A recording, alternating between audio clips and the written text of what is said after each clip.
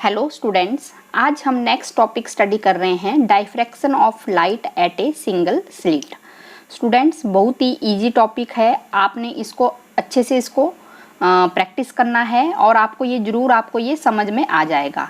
Diffraction of light at a single slit में हमने यहाँ पर सबसे पहले एक मोनोक्रोमेटिक सोर्स लिया है। तो जो लाइट है वो कहाँ से फॉल हो रही है, वो एक मोनोक्रोमेटिक सोर्स एस से फॉल हो रही है। कहाँ पर? यहाँ पर हमने एक आगे कन्वेक्स लेंस लिया हुआ है, कन्वेक्स लेंस L1।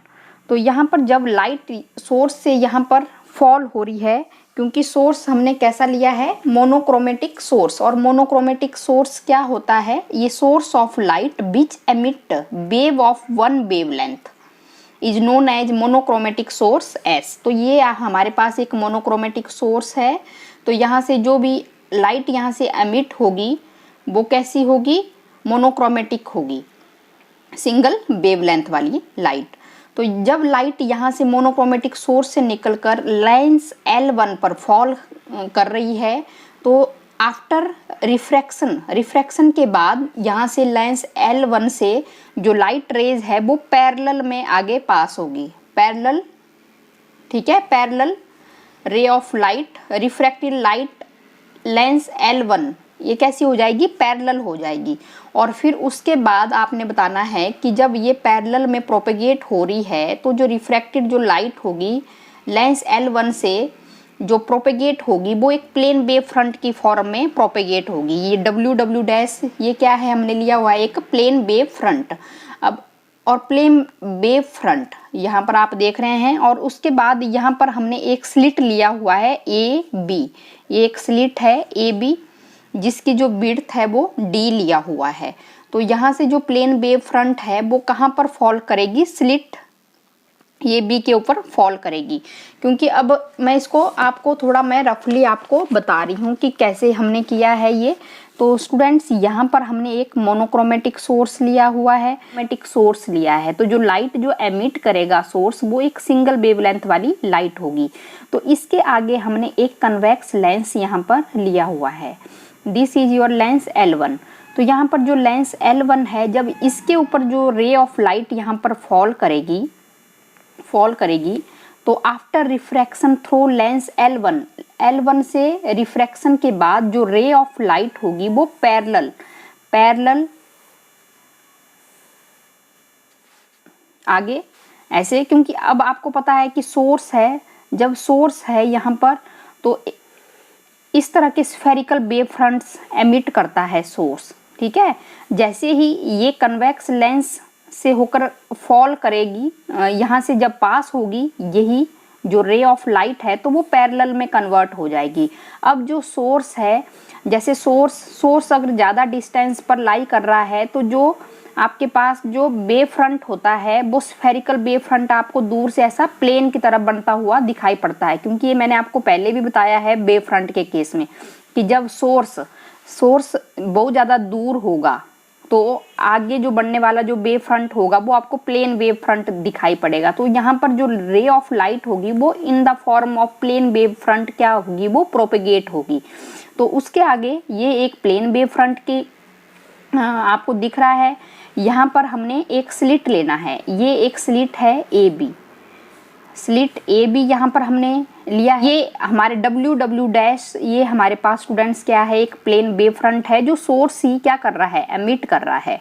तो यहाँ पर ये जो प्लेन वेव फ्रंट है वो अब यहाँ पर स्ट्राइक करेगा जहाँ पर हमने एक स्लिट AB लिया हुआ है। तो यहाँ पर आप इसको ऐसे बता देंगे। तो ये स्लिट AB है। तो यहाँ से स्लिट AB क्या करेगा? यहाँ स्लिट AB पर हर एक पॉइंट सोर्स की तरह यहाँ पर एक्ट करेगा। हर एक पॉइंट, जो स्लिट का हर एक पॉइंट होगा वो सोर्स की तरह एक्ट करेगा। और यहाँ पर एक न्यू डिस्टरबेंस क्रिएट होगा, एक सेकेंडरी वेवलेट यहाँ से क्या होगा? एमिट होगा। क्योंकि हमने हाइजन प्रिंसिपल हमने स्टडी किया हुआ है कि अकॉर्डिंग टू हाइजन प्रिंसिपल, ठीक है, Huygens principle each source act, हर एक जो पॉइंट होगा वो सोर्स की तरह एक्ट करेगा। अब यहाँ से जैसे मैं इस पॉइंट की मैं बात करूँ तो यहाँ से जो एमिट होने वाले जो सेकेंडरी जो वेवलेट्स होंगे और स्लिट सेकेंडरी जो वेवलेट्स होंगे वो किस तरह सुपर इम्पोज होंगे। सुपर इम्पोज आपका कंस्ट्रक्टिव सुपरपोजिशन भी हो सकता है और डिस्ट्रक्टिव सुपरपोजिशन भी हो सकता है, क्योंकि जब कंस्ट्रक्टिव टाइप का सुपरपोजिशन होगा स्टूडेंट्स तो उस केस में जो इंटेंसिटी होगी, लाइट की इंटेंसिटी होगी वो मैक्सिमम हमें दिखाई पड़ेगी, और जब डिस्ट्रक्टिव टाइप का सुपरपोजिशन होगा तो उस केस में हमें जो इंटेंसिटी होगी लाइट की वो मिनिमम होगी, बिल्कुल कम होगी, नहीं दिखाई पड़ेगी आपको कोई भी लाइट।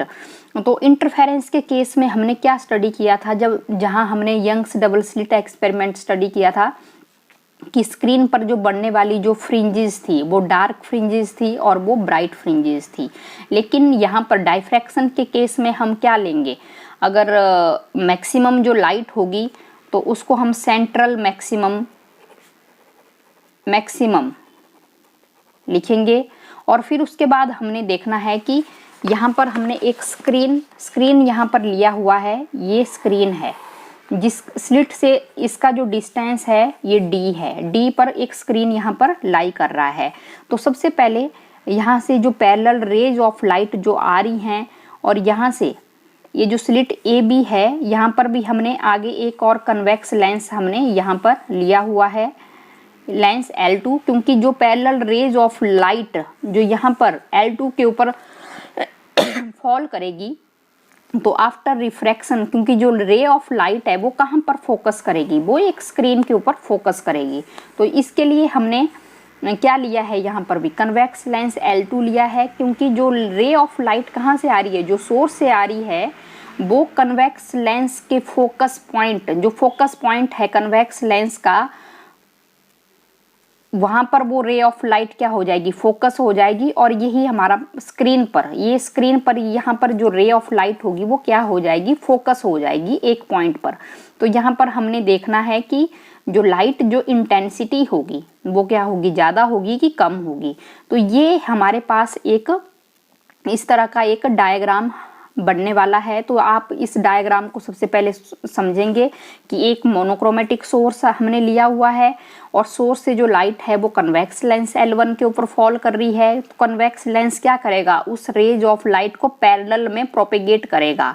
आफ्टर रिफ्रैक्शन होने के बाद जो रे ऑफ लाइट जो लाइट होगी वो एक वेव फ्रंट के फॉर्म में प्रोपेगेट होगी। जब वेव फ्रंट W जब ये वेव फ्रंट कहाँ पर फॉल करेगा, एक स्लिट के ऊपर फॉल करेगा, तो यहाँ पर स्लिट पर हर एक पॉइंट सोर्स की तरह बिहेव करेगा, और जो सेकेंडरी वेवलेट्स क्या करेगा, वो एमिट करेगा, सेकेंडरी वेवलेट्स एमिट करेगा, हर एक पॉइंट क्या करेगा, सेकेंडरी वेवलेट्स एमिट करेगा। और सेकेंडरी वेवलेट्स ए पॉइंट से भी, स्टूडेंट्स ए पॉइंट से भी, जैसे ये हमारे पास ए पॉइंट है और ये बी पॉइंट है, मान लो यहाँ से एमिट होने वाला सेकेंडरी जो वेवलेट्स होगा और बी पॉइंट से एमिट होने वाला जो सेकेंडरी जो वेवलेट्स होगा वो आपस में क्या होगा, सुपर इम्पोज होंगे, सुपर इम्पोज। फिर हम देखेंगे कि सुपर इम्पोज किस तरह का सुपरपोजिशन हो रहा है उन सेकेंडरी वेवलेट्स के बीच में, सेकेंडरी वेवलेट्स के बीच में किस तरह का सुपरपोजिशन हो रहा है,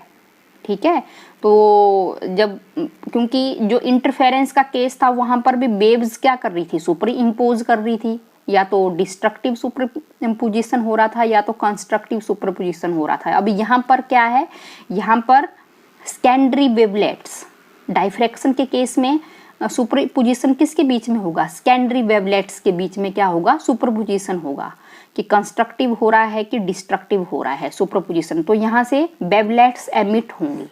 अगर सुपरपोजिशन कंस्ट्रक्टिव होगा तो कैसी इंटेंसिटी आपको दिखाई पड़ रही है। तो वो हमने क्या करना है स्टूडेंट्स, इस केस में डायफ्रैक्शन के केस में हमने सबसे पहले हमने क्या करना है, पाथ डिफरेंस कैलकुलेट करना है। तो ये तो अभी आपको ये पॉइंट आपको यहाँ पर ये समझ में आ रहा है। तो स्टूडेंट्स सबसे पहले हमने इस डायग्राम को यहाँ पर समझना है कि जब ए से लेकर जो रे ऑफ लाइट है वो कन्वेक्स लेंस L2 के ऊपर फॉल कर रही है, और यहाँ पर जो स्क्रीन है, स्क्रीन के O पॉइंट पर फोकस हो रही है। वैसे ही B पॉइंट से भी रे ऑफ लाइट यहाँ से प्रोपेगेट होने के बाद जब लेंस L2 के ऊपर फॉल कर रही है तो आफ्टर रिफ्रैक्शन यहाँ पर स्क्रीन पर O पॉइंट पर मिल रही है। तो यहाँ पर हम सबसे पहले हम ये बता सकते हैं कि O पॉइंट हम ले रहे हैं स्क्रीन पर जो कि D डिस्टेंस पर लाई कर रहा है स्लिट से। तो जो O पॉइंट है वो इक्वल डिस्टेंस पर लाई कर रहा है A पॉइंट से भी और B पॉइंट से भी, क्योंकि जो O पॉइंट है वो इक्वल डिस्टेंस पर लाई कर रहा है किस किस पॉइंट से, A और B से। तो जो सेकेंडरी वेवलेट्स जो A से निकल रही हैं और B से निकल रही हैं, जब वो O पॉइंट पर मिलेंगी तो वो आपस में सेम फेज में मिलेंगी, सेम फेज में होंगी। और साथ में क्या बनेगा फिर, कौन किस तरह का इंटरफेरेंस आपको शो होगा स्क्रीन पर, कंस्ट्रक्टिव इंटरफेरेंस यहाँ पर बनता हुआ दिखाई पड़ेगा, क्योंकि जो सेकेंडरी वेवलेट्स A पॉइंट से एमिट हो रही हैं और सेकेंडरी वेवलेट्स जो B पॉइंट से एमिट हो रही हैं, जब ये दोनों सेकेंडरी वेवलेट्स आफ्टर सुपरपोजिशन के बाद O पॉइंट पर मिल रही हैं सेम फेज में, तो सेम फेज में कंस्ट्रक्टिव इंटरफेरेंस आपको शो हो रहा है स्क्रीन पर। तो इसका मतलब ये है कि यहाँ पर मैक्सिमम लाइट इंटेंसिटी आपको O पॉइंट पर दिखेगी। तो इस पॉइंट को हम नाम देंगे सेंट्रल मैक्सिमम,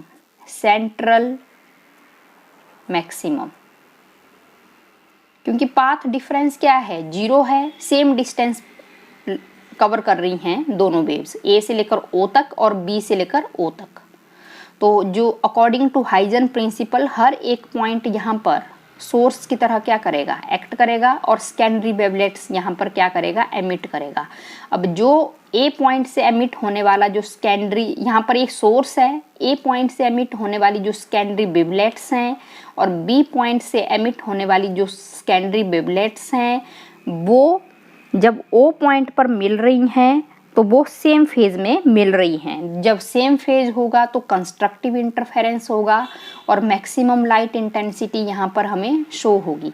तो इस तरह के पैटर्न को हम यहाँ पर स्क्रीन के इस पॉइंट को हम बोलेंगे सेंट्रल मैक्सिमम। तो उसके बाद हमने स्टूडेंट्स बताना है कि जो लाइट है, light will be diffracted through an angle theta. तो उसके बाद हमने यहाँ से बताना है कि जो लाइट है, जो सेकेंडरी जो वेवलेट्स होंगी, यहाँ से जो एमिट होने वाली जो सेकेंडरी जो वेवलेट्स होंगी वो डाइफ्रैक्ट होगी थ्रू एन एंगल थीटा। तो मैं इस डायग्राम को मैं बता रही हूँ कि अगर एंगल थीटा से अगर डाइफ्रैक्ट होंगी तो यहाँ पर हमने एक पॉइंट ले लेना है, P पॉइंट स्क्रीन पर हम ले रहे हैं। तो यहाँ पर जो रे ऑफ लाइट यहाँ पर मिलेगी, तो और सेंट्रल यहाँ से भी जो ray of light diffract through an angle theta, और इस पॉइंट से भी ये ray of light diffract through an angle theta. तो उस केस में जो सेकेंडरी जो वेवलेट्स होंगी जो P पॉइंट पर मिल रही हैं after diffraction through an angle theta, जो वेवलेट्स हैं वो कहाँ पर मीट हो रही है, P पॉइंट पर मिल रही हैं। तो जो पॉइंट P है वहाँ पर मैक्सिमम लाइट इंटेंसिटी भी हो सकती है और मिनिमम भी हो सकती है। तो ये डिपेंड करेगा पाथ डिफरेंस के ऊपर कि किस तरह का पाथ डिफरेंस कवर कर रही हैं सेकेंडरी वेवलेट्स P पॉइंट पर पहुँचने पर, ठीक है। क्योंकि यहाँ पर देखो स्टूडेंट्स, इस डायग्राम में मैं बता रही हूँ कि जो सेकेंडरी जो वेवलेट्स हैं वो क्या कर रहे हैं, यहाँ पर लाइट, यहाँ पर स्टूडेंट्स आप देख रहे हैं कि जो सेकेंडरी जो वेवलेट्स होंगे will be diffracted through an angle theta. यहाँ पर ये डाइफ्रैक्शन हम शो कर रहे हैं कि एक तरह से थीटा एंगल से जो सेकेंडरी जो वेवलेट्स हैं वो डाइफ्रैक्ट हो रही हैं। तो एक P पॉइंट हमने स्क्रीन पर ले लिया है, P पॉइंट, तो A पॉइंट से भी, और इसको मैं C पॉइंट ले रही हूँ यहाँ पर, C पॉइंट से भी और B पॉइंट से भी। तो अब ये जो वेवलेट्स हैं, A पॉइंट से एमिट होने वाली जो सेकेंडरी जो वेवलेट्स है और C पॉइंट से एमिट होने वाली जो सेकेंडरी वेवलेट्स हैं और B पॉइंट से एमिट होने वाली जो सेकेंडरी जो वेवलेट्स हैं, जब वो P पॉइंट पर मिल रही हैं तो जो लाइट इंटेंसिटी है वो मैक्सिमम भी हो सकती है और मिनिमम भी हो सकती है। तो इसको कैलकुलेट करने के लिए हमें सबसे पहले पाथ डिफरेंस हमें कैलकुलेट करना पड़ेगा। तो पाथ डिफरेंस को कैलकुलेट करने के लिए हमें क्या करना पड़ेगा स्टूडेंट्स? तो यहाँ पर हम देख रहे हैं ना कि जो डिस्टेंस है वो अलग अलग कवर कर रही है। तो पाथ डिफरेंस को कैलकुलेट करने के लिए हमें क्या करना पड़ेगा? यहाँ पर परपेंडिकुलर हमें ड्रॉ करना पड़ेगा। यहाँ पर हम परपेंडिकुलर हम ड्रॉ कर रहे हैं। तो इसको मैं एन पॉइंट में नाम दे रही हूँ। तो पाथ डिफरेंस को कैलकुलेट करने के लिए हमें यहाँ पर परपेंडिकुलर हमें ड्रॉ करना पड़ेगा। तो जब हमने ड्रॉ ए एन परपेंडिकुलर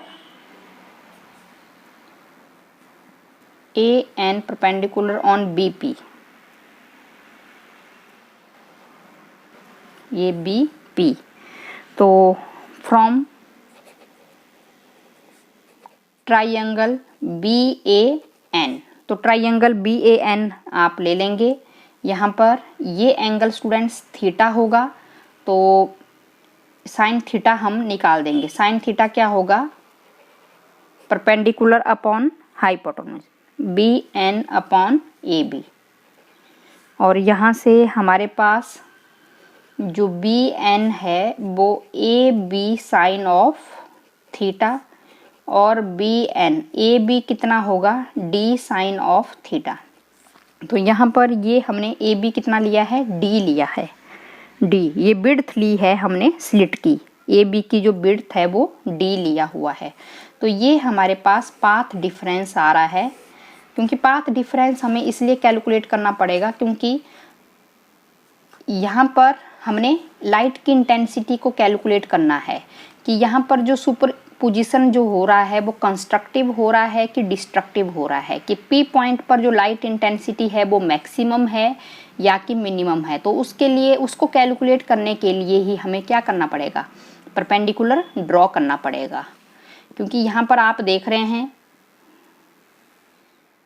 ये आपके पास डायग्राम है। अगर आपको डायग्राम फर्स्ट के केस में यहाँ पर जब ये रे ऑफ लाइट बिल्कुल पैरेलल में जा रही थी आगे सेंट्रल एक्सिस के बिल्कुल पैरेलल में, तो ये स्क्रीन पर जो लेंस है उसके फोकस पॉइंट पर क्या हो रही है? फोकस हो रही हैं। तो यहाँ पर जो सुपरपोजिशन हो रहा है, जो सेकेंडरी जो वेवलेट्स यहाँ से एमिट हो रही हैं वो ओ पॉइंट पर कैसे सुपर इम्पोज हो रही हैं स्टूडेंट्स? इन सेम फेज में वो सुपर इम्पोज हो रही हैं। तो अब सेम फेज आपको पता है कि कंस्ट्रक्टिव इंटरफेरेंस होता है, और जब कंस्ट्रक्टिव इंटरफेरेंस होता है तो उस केस में जो स्क्रीन पर जो लाइट इंटेंसिटी हमें दिखती है वो मैक्सिमम दिखती है।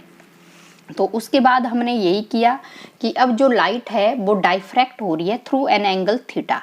तो हमने एक पॉइंट पी ले लिया स्क्रीन के ऊपर, जो सेंट्रल मैक्सिमम से उसका जो डिस्टेंस है वो एक्स लिया है। तो ए पॉइंट से जो एमिट होने वाले जो सेकेंडरी जो वेवलेट्स होंगे और बी पॉइंट से जो एमिट होने वाले जो सेकेंडरी जो वेवलेट्स हैं वो जब पी पॉइंट पर मिलेंगे तो वो जो सुपर इम्पोज हो रहा है वो कंस्ट्रक्टिव हो रहा है कि डिस्ट्रक्टिव हो रहा है। तो उस चीज़ को कैलकुलेट करने के लिए हमें पाथ डिफरेंस हमें कैलकुलेट करना पड़ेगा, और पाथ डिफरेंस को कैलकुलेट करने के लिए हमें यहाँ पर परपेंडिकुलर ड्रॉ करना पड़ेगा। क्योंकि इसके आगे जो रे ऑफ लाइट होंगी वो बिल्कुल कैसी रहेंगी? आपस में सेम रहेंगी और पैरेलल रहेगी। हमने ये है वो जो पाथ डिफरेंस। तो सबसे पहले अगर हमारे पास अगर मिनिमम इंटेंसिटी हमें फॉर मिनिमा फर्स्ट मिनिमा की हम अगर बात कर रहे हैं तो सबसे पहले स्टूडेंट्स हमने क्या करना है? यहाँ पर पाथ डिफरेंस को कैलकुलेट करने के लिए इस डायग्राम को मैं यहाँ पर बना रही हूँ रफली आप लोगों को समझाने के लिए। ये है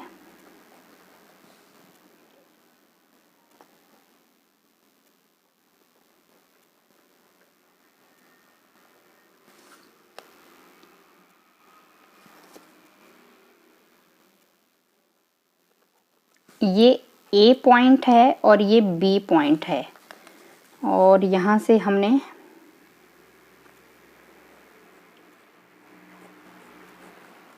इस तरह, और ये बीच में सी पॉइंट है।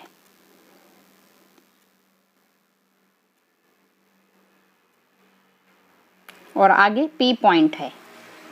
तो ये हमारे पास C पॉइंट है और ये N है, ये परपेंडिकुलर है। सबसे पहले हम पाथ डिफरेंस लेंगे लैम्डा का, लैम्डा, ठीक है। If the path difference is equal to 1 wavelength, if path difference Bn is equal to d sine of theta, अगर ये एक 1 वेवलेंथ के बराबर हम ले रहे हैं पाथ डिफरेंस यहाँ पर, तो स्टूडेंट्स जब हमने 1 वेवलेंथ के बराबर अगर हमने पाथ डिफरेंस हमने लिया है, तो जो स्लिट ए बी है उसको हम डिवाइड करेंगे 2 इक्वल पार्ट्स में। ये हमारे पास स्लिट है, स्लिट की जो विड्थ है वो d लिया है, तो यहाँ पर हमने स्लिट को 2 पार्ट्स में डिवाइड कर दिया है। एक AC is equal to CV, AC is equal to CV। जब हमने सिंगल वेवलेंथ में 1 वेवलेंथ के बराबर ले लिया है हमने स्लिट को, sorry, if path difference is equal to 1 wavelength, तो उसके बाद हमने जो स्लिट होगी उसको डिवाइड कर देंगे इंटू 2 इक्वल हाफ्स। तो एक AC is equal to CV। अगर यहाँ पर अब जो पाथ डिफरेंस हमने कैलकुलेट करना है स्टूडेंट्स, सबसे पहले हमने कैलकुलेट करना है ए से निकलने वाली जो सेकेंडरी जो वेवलेट्स होंगी, क्योंकि यहाँ पर हर एक पॉइंट एक सोर्स की तरह बिहेव कर रहा है। ए पॉइंट से निकलने, according to Huygen principle, A point से निकलने वाले जितने भी सेकेंडरी वेवलेट्स होंगे, इसके बाद जो नेक्स्ट पॉइंट होगा, इसके बाद जो नेक्स्ट होगा, कोई जितने मर्जी पॉइंट्स आप ले लो यहाँ पर, ठीक है। तो ए पॉइंट और सी पॉइंट की मैं बात कर रही हूँ। तो ए पॉइंट से लेकर सी तक, सी पॉइंट से यहाँ से जो एमिट होने वाले जो सेकेंडरी जो वेवलेट्स हैं, और सी पॉइंट से जो एमिट होने वाले जो सेकेंडरी वेवलेट्स हैं, जब वो पी पॉइंट पर पहुँचेंगे स्क्रीन पर, तो यहाँ पर सबसे पहले आप देख सकते हैं कि जो पाथ डिफरेंस है ये लैम्डा है, तो ये इसका हाफ होगा, ये लैम्डा अपॉन 2 होगा। तो ए पॉइंट और सी पॉइंट आपने लेना है। तो ए पॉइंट से जो एमिट होने वाली जो वेव होगी उसको मैं एज इट इज यहाँ पर रफली मैं बता रही हूँ आपको। ये ए पॉइंट, ये पाथ डिफरेंस लैम्डा है, और सी पॉइंट से जो एमिट होने वाली जो सेकेंडरी जो वेवलेट्स हैं, तो अब देखो पाथ डिफरेंस यहाँ पर कितना है, सी पॉइंट से पाथ डिफरेंस कितना है, लैम्डा बाय 2, तो लैम्डा अपॉन 2। तो यहाँ से ऐसे को चलेगी जो वेव, ऐसे को, इसको मैं आपको दोबारा से आगे बताती हूँ।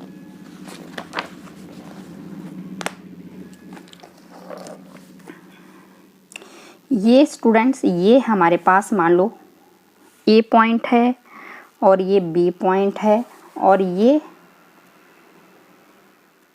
एन पॉइंट है। इस तरह ये डायग्राम बना है। ये आगे ये बी एन है, तो ये लैम्डा है। तो जब हमने पाथ डिफरेंस हमने एक सिंगल वेवलेंथ के बराबर लिया है, तो स्लिट को हमने 2 पार्ट्स में डिवाइड कर दिया है, ये सी ले लेंगे। अगर ये पाथ डिफरेंस लैम्डा है तो ये लैम्डा अपॉन 2 होगा।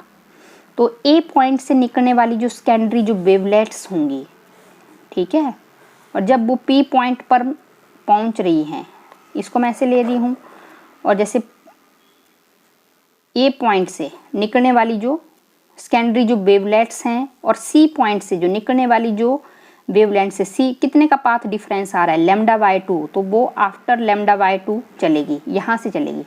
तो एक तरह से आप देख रहे हैं स्टूडेंट्स कैसा सुपरपोजिशन आपको शो हो रहा है, destructive superposition, destructive interference take place, interference takes place किस पॉइंट पर, पी पॉइंट पर। तो डिस्ट्रक्टिव इंटरफेरेंस आपको शो हो रहा है, तो उस केस में जो ये जो वेवलेट्स हैं वो आउट ऑफ फेज में मिल रही हैं।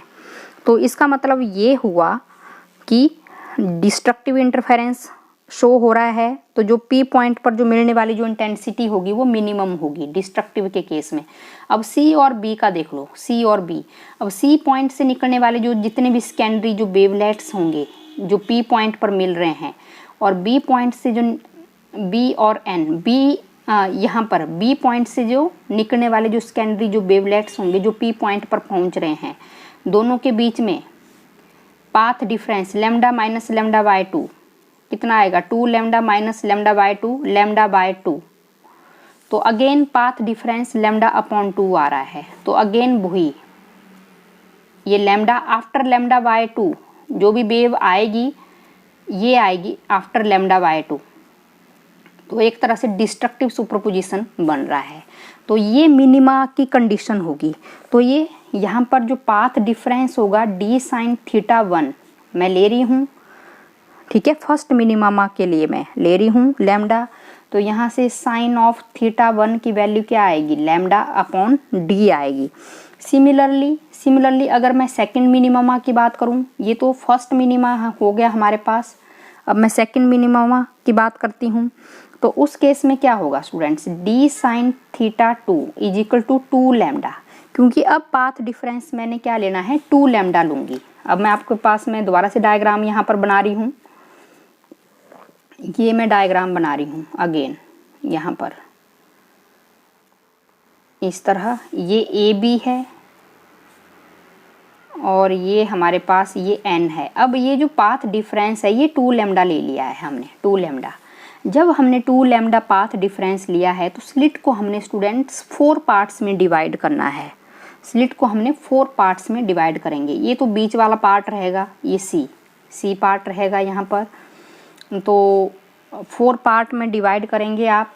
तो ये अगर 2 लैम्डा है तो ये क्या रहेगा, लैम्डा रहेगा, और एक और इसके ऊपर आ जाएगा, ये लैम्डा अपॉन 2 आ जाएगा, और एक पार्ट यहाँ जैसे आएगा, ये 2 लैम्डा है तो यहाँ पर ये 3/2 लैम्डा होगा, 3/2 लैम्डा। जब अगर पाथ डिफरेंस आप 2 लैम्डा ले रहे हो तो ये जो तो उस केस में जो स्लिट होगी उसको हमने 4 पार्ट्स में डिवाइड करना है। और 4 पार्ट्स में जब डिवाइड करेंगे आप लोग तो उस केस में जो पाथ डिफरेंस होगा, अब आपने कैलकुलेट करना है कि किस तरह का सुपरपोजिशन आप शो करवा रहे हो स्क्रीन पर।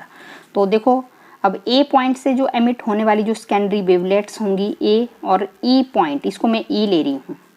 तो पाथ डिफरेंस क्या आ रहा है, एक वेवलेंथ ये आपकी ए पॉइंट से ऑरिजिनेट हो रही है, और यहाँ से lambda by 2 after lambda by 2 again destructive minimum intensity. जब ई पॉइंट से एमिट होने वाली सेकेंडरी वेवलेंथ और सी पॉइंट से एमिट होने वाली secondary wavelength, again path difference lambda upon 2 आ रहा है तो again destructive.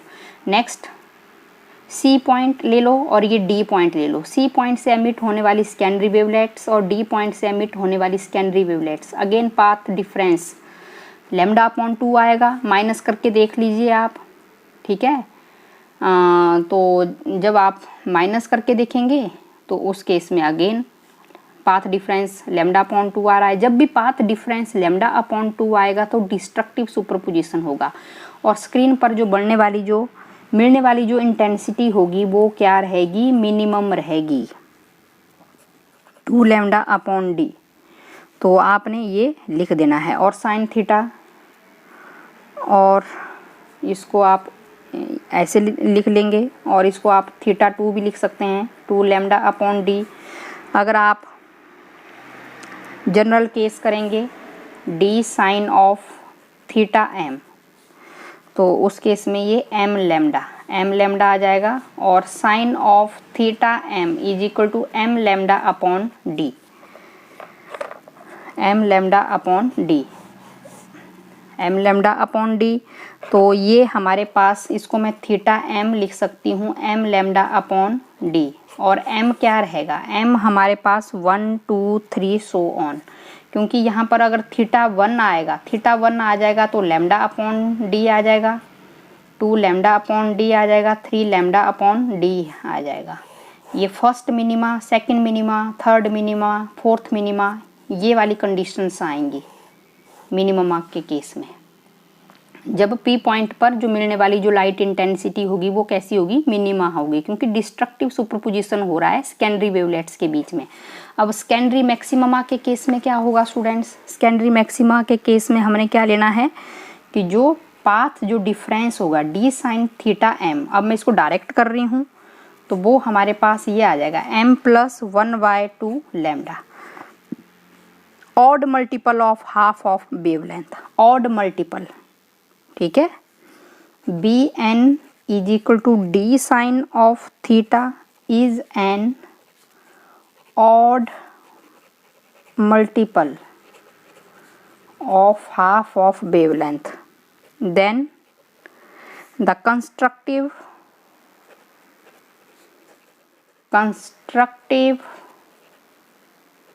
interference takes place। तो कंस्ट्रक्टिव इंटरफेरेंस जब मिलेगा तो आपको पता है तो वहाँ पर P पॉइंट पर जो मिलने वाली जो इंटेंसिटी होगी ज़्यादा होगी, जब ज़्यादा होगी तो वो क्या होगा, सेकेंडरी मैक्सिमा का केस होगा।